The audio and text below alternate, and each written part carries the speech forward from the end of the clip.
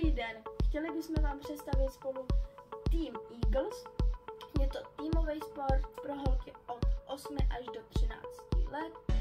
Potom 13 lety už jdou vejš a vlastně rostou sportem, což je to nádherný. Je to teda z baráku nastavené cca 15-20 minut. Je to na 4 zastávka na vrstevnici. Pak tam jsou ještě šipky, kdyby se nevěděli, že máte.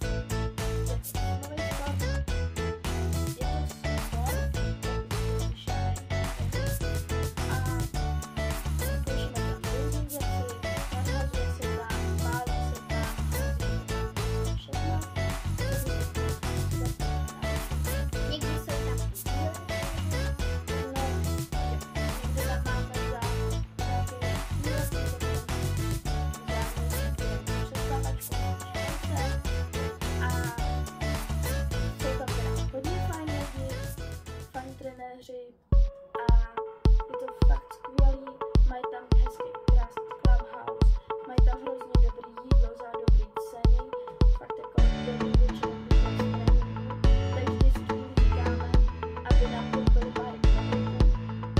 Tak mají fakt dobrý takže tak.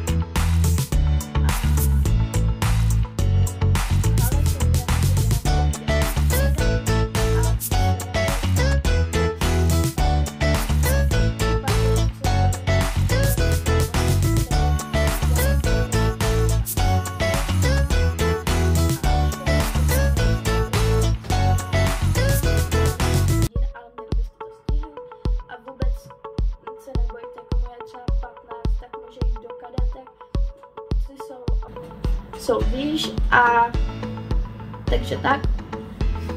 A prostě pak se jde do juniorek, do žen a takhle.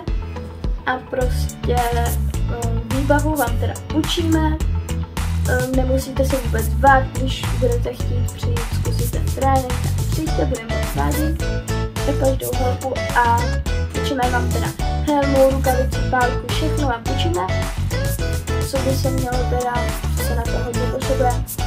A časem, když budete tudy chodit, tak si teda koupíte svoji helmu, svoji pálku, třeba i svoji rukavici.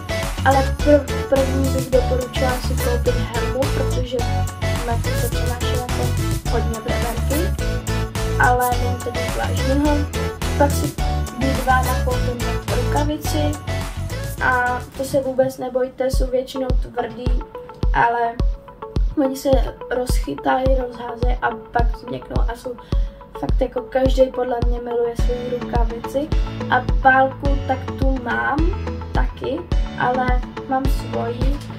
A pak mám ještě jednu půjčenou a tu používám do teďka, protože mě vyhovuje a prostě teď beru, že moje prostě